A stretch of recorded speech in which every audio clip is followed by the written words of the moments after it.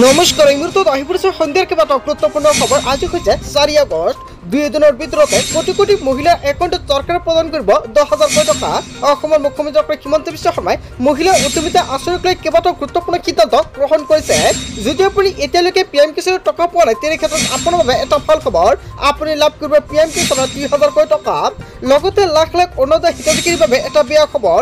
এই মাহতে আপোনাৰ একাউণ্টত অৰুণোদয় আঁচনিৰ 1250 টকাকৈ আপুনি নাপাব। লগতে ৰেচন কাৰ্ড থাকিলে জনতাই লাভ কৰিব নতুন আঁচনি। মুখ্যমন্ত্ৰী হিমন্ত বিশ্ব শৰ্মাই ৰেচন কাৰ্ডক লৈ আজিৰ দিনটোত কেইবাটাও গুৰুত্বপূৰ্ণ মন্তব্য কৰিছে সংবাদমেলযোগে। ৰাজ্যত চলিব ভয়ংকৰ উচ্ছেদ অভিযান। কেৱল এয়াই নহয়, কেইবাটাও ৰাজনৈতিক খবৰৰ লগতে অৰাজনৈতিক খবৰ যুগুত কৰা হৈছে আজিৰ দিনটোত। গোটেই অসম তথা ভাৰতৰ বিভিন্ন প্ৰান্তৰ পৰা যুগুত হৈছে কেইবাটাও ডাঙৰ খবৰ। এনেবোৰ খবৰ নিতৌ পাই থাকিবলৈ চেনেলটি ছাবস্ক্ৰাইব কৰি ভিডিঅ'টো দেখা লাইক কৰিবলৈ নাপাহৰিব।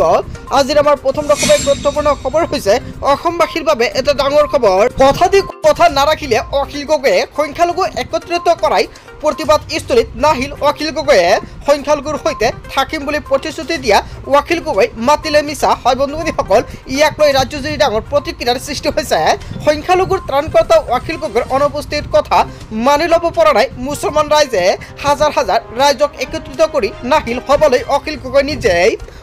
কথা নাৰাখিলে অখিল গগৈয়ে। হয় বন্ধুসকল, এটা বিগ ব্ৰেকিং নিউজ মুকলি হৈছে আৰু আজিৰ ভিডিঅ'টো সকলে বেছি কৰি শ্বেয়াৰ কৰি দিয়ক। তাৰপিছত অসমবাসীৰ ৰাজ্যক জনাইছো আমাৰ পৰৱৰ্তী খুবেই গুৰুত্বপূৰ্ণ খবৰ। লগতে ডাঙৰ খবৰ, ধুবুৰীৰ মুছলমানৰ অখিল গগৈ প্ৰশ্ন। হয় বন্ধুসকল, ধুবুৰীৰ পৰা মুছলমানসকলে অখিল গগৈলৈ কেইবাটাও গুৰুত্বপূৰ্ণ প্ৰশ্ন উত্থাপিত কৰিছে। যদি সাহস আছে উজনি আমাক নিৰাপত্তা দিয়ক, অন্যথা নামনিত কৰিব নোৱাৰিব ৰাজনীতি। অখিল গগৈ বিলাসীপাৰাত উপস্থিত নোহোৱাটো সংখ্যালঘুৰ কাৰণে দুৰ্ভাগ্যজনক। নামনিৰ পৰা উজনিলৈ যোৱা একাংশ লোকক দল সংগঠনে কৰিছিল হাৰাশাস্তি, যাৰ বাবে অখিল গগৈ প্ৰশ্নৰ সন্মুখীন হ'ব বুলি খাইছে বয়। অখিল গগৈলৈ নামনি অসমৰ মুছলমানে ৰাখিছিল প্ৰশ্ন। মিয়াসকলক উজনি সুৰক্ষা দিব পৰা নাই অখিল গগৈয়ে। ভোটৰ লালসাত নামনিত ৰাজনীতি কৰিছে অখিল গগৈয়ে। আপোনাৰ যদি সৎ সাহস আছে উজনিত মুছলমানক সুৰক্ষা দিয়ক, যদি সুৰক্ষা দিব নোৱাৰে নামনি অসমত কৰিব নোৱাৰিব ৰাজনীতি। অখিল গগৈৰ অনুপস্থিতিৰ পিছতে অখিল গগৈৰে খুব প্ৰতিবাদকাৰী। হয় বন্ধুসকল, এটা বিগ আপডেট প্ৰকাশ পাইছে। লগতে ধুবুৰীৰ মুছলমানসকলে অখিল গগৈলৈ যিকেইটা প্ৰশ্ন উত্থাপিত কৰিছে, জনতাই কি ক'ব? যদি জনতাৰ কিবা মন্তব্য কৰিব লগা থাকে আপোনালোকৰ মন্তব্য নিশ্চয় কমেণ্ট কৰি জনাই দিব। তাৰপিছত অসমবাসীৰ ৰাজক জনাইছো আমাৰ পৰৱৰ্তী খুবেই গুৰুত্বপূৰ্ণ খবৰ। লগতে ডাঙৰ খবৰ, এফালে উচ্ছেদ আনফালে উজনিত অভিযান। কেইবাটাও গুৰুত্বপূৰ্ণ হুংকাৰ প্ৰদান কৰিছে। এনেদৰে টাৰ্গেট কৰা বন্ধ কৰক। অসমত গৃহ বিভাগ আছেনে নাই সন্দেহ কৰা কোনো বাংলাদেশী নহয়, চেলেঞ্জ আমচুৰ। উজনিৰ মিয়া বিৰোধী আন্দোলনৰ বিৰোধিতা আমচুৰ তৰফৰ পৰা কেইবাটাও গুৰুত্বপূৰ্ণ মন্তব্য কৰিছে। অভিযানৰ নামত অসমীয়াক কৰা অত্যাচাৰ সহ্য কৰা নহ'ব।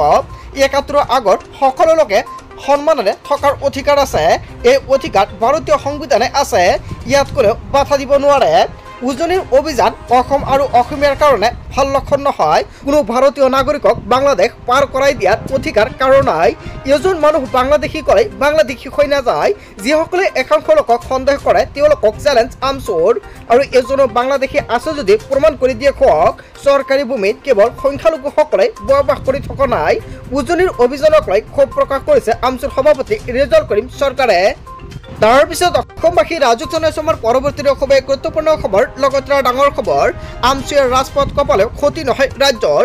অসমৰ মুখ্যমন্ত্ৰী হিমন্ত বিশ্ব শৰ্মাই আজিৰ দিনটোত সংবাদমেলযোগে কেইবাটাও বৃহৎ মন্তব্য কৰিছে। ৰাজপথ কপালে ভাল কঁপিব ৰাজপথটো, তাতে আমাৰ একো ক্ষতি নহয়। আমচুৰ প্ৰতিবাদৰ ফলত একো অসুবিধা নহয় আমাৰ বুলি মন্তব্য কৰিছে মুখ্যমন্ত্ৰী হিমন্ত বিশ্ব শৰ্মাই। ৰাজ্যত চলি থাকিব উচ্ছেদ, সাজু আছে তালিকা। কেৱল এয়াই নহয়, পুৰণা সৰ্থেবাৰীত আছে কেইবা হাজাৰ ভূমি বেদখল, তাতো শীঘ্ৰে চলিব উচ্ছেদ অভিযান। বেদখলকাৰী য'ৰ পৰা আহিছে তালৈ যাওক, কিন্তু আমাৰ মানুহে তেওঁলোকক দিব নালাগে আশ্ৰয়। আমচুৰ প্ৰতিবাদ সন্দৰ্ভত অসমৰ মুখ্যমন্ত্ৰী হিমন্ত বিশ্ব শৰ্মাৰ প্ৰতিক্ৰিয়া। আমচুৱে ৰাজপথ কপালেও ক্ষতি নহয় ৰাজ্যৰ।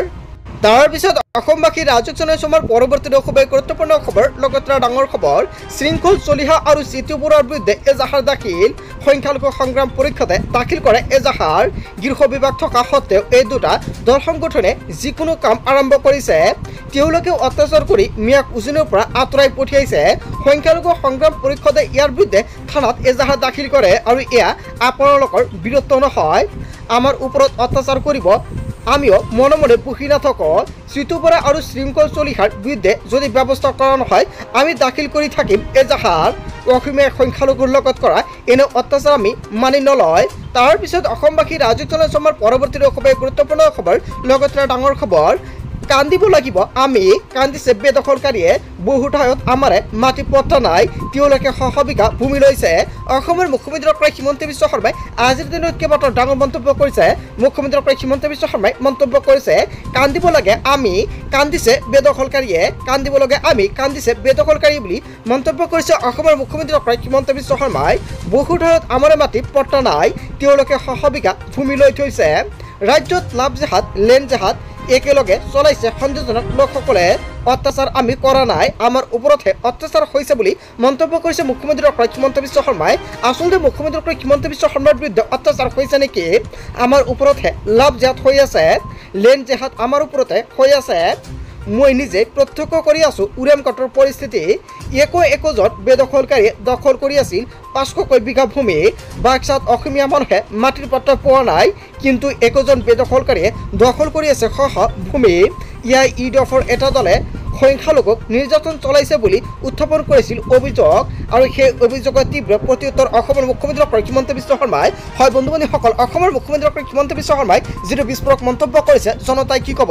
যদি জনতাৰ কিবা মন্তব্য কৰিব লগা থাকে আপোনালোকৰ মন্তব্যটো নিশ্চয় কমেণ্ট কৰি জনাই দিব আৰু আজিৰ ভিডিঅ'টো সকলোৱে বেছিকৈ শ্বেয়াৰ কৰি দিব। তাৰপিছত অসমবাসী ৰাজীৱ চন্দ্ৰশৰ্মাৰ পৰৱৰ্তী খুবেই গুৰুত্বপূৰ্ণ খবৰ লগতে ডাঙৰ খবৰ 11 আগষ্টত লক্ষাধিক মুছলমানৰ প্ৰতিবাদত কৰিব ধুবুৰী।